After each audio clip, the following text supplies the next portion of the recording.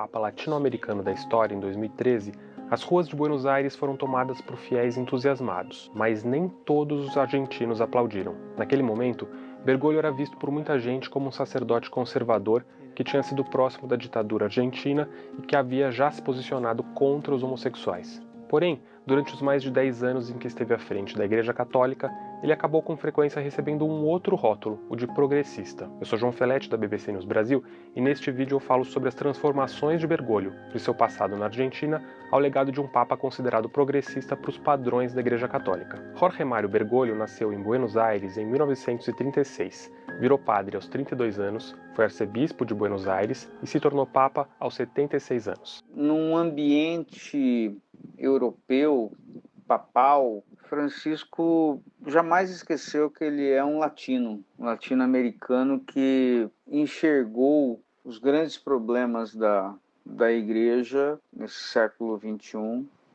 e tentou, de todas as formas, acertando em alguns casos, errando em outros, atualizar a agenda da igreja. Tentou, de fato, inserir a Igreja Católica no século XXI, coisa que o seu predecessor, o Bento XVI, não conseguiu definitivamente fazer. Mas quais são as histórias de antes de Francisco ser Francisco? Antes de chegar ao Vaticano, Bergoglio era um arcebispo que andava de ônibus e circulava entre as diferentes classes sociais na Argentina, mas também era criticado por omissão e até cumplicidade com a ditadura que comandou o país de 76 a 83. Reportagens publicadas nos anos 90 apontaram Bergoglio como confessor do general Jorge Rafael Videla, que mais tarde seria condenado por crimes contra a humanidade. Quando Francisco assumiu o trono de São Pedro, uma das críticas de ativistas argentinos foi por ele não ter excomungado Videla. Mas outros afirmam que foi uma postura coerente com o discurso de Bergoglio, que pregava o acolhimento de todos os que buscassem a igreja. Ainda na ditadura argentina, Bergoglio foi acusado em livros de história de ter traído 2 padres vistos pelo regime como comunistas por realizarem trabalhos sociais. Eles foram presos em um centro de tortura. Autores escreveram que Bergoglio teria advertido os 2 padres para que eles deixassem de realizar os trabalhos sociais ou renunciassem à Companhia de Jesus. E a interpretação foi de que isso teria sido um recado de que ele era conivente com a repressão. Mas Bergoglio negou essa acusação e disse que fez o que podia para ajudar os perseguidos. Outro tema frequentemente lembrado é o posicionamento de Bergoglio a respeito da homossexualidade. Em 2010, quando ele ainda era arcebispo de Buenos Aires, a Argentina aprovou o casamento entre pessoas do mesmo sexo. Em uma carta de repúdio, ele disse o seguinte contra a medida: "Não sejamos ingênuos, não se trata de uma simples luta política, mas da pretensão destrutiva do plano de Deus, de um homem e uma mulher crescerem e se multiplicarem."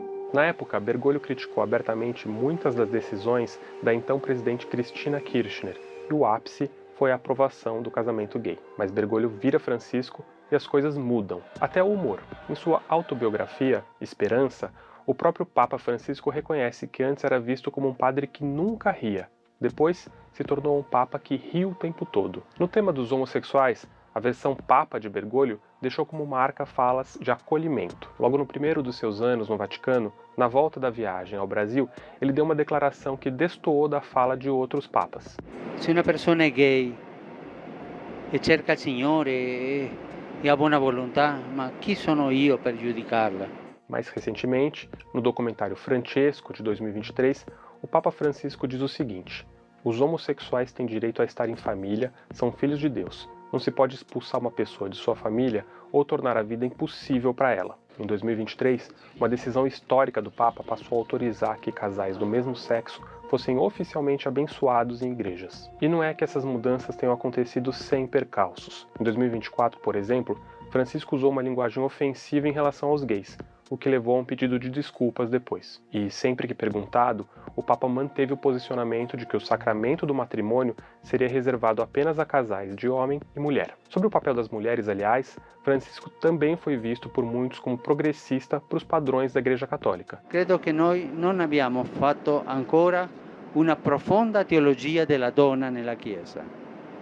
Soltanto, ma può far questo, può far quello, ma adesso fa la chierichetta, adesso legge la lettura, ma è la presidenta della Caritas, ma c'è di più, ma bisogna fare una profonda teologia della donna. Questo è quello che penso io, no?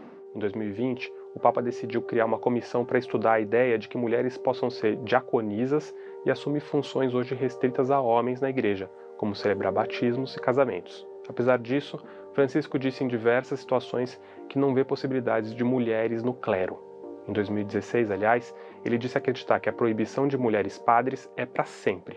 Ainda assim, o Vaticano nunca teve tantas mulheres em cargos importantes. Em fevereiro, por exemplo, a freira italiana Raffaella Petrini foi escolhida como governadora da cidade do Vaticano, a primeira vez que uma mulher ocupa esse cargo. E o entendimento de Francisco sobre os chamados casais em segunda união também foi visto como um avanço. Os divorciados vivendo outras relações não poderiam participar de momentos fundamentais para os católicos, como a comunhão segundo o direito canônico. Francisco mudou isso, dizendo que, com o acompanhamento pastoral de um padre, essas pessoas podem participar plenamente do dia a dia da comunidade católica. Sobre a educação sexual em escolas, o Papa Francisco também já declarou apoio e, em 2024, disse que o prazer sexual é um dom de Deus que deve ser disciplinado com paciência. As mudanças não vieram sem polêmica, com a descrição de uma guerra subterrânea nos corredores da Santa Sé empreendida por opositores de Francisco. O sociólogo Francisco Borba Ribeiro Neto, editor do jornal da Arquidiocese de São Paulo, diz que, quando Bergoglio se torna o Papa Francisco,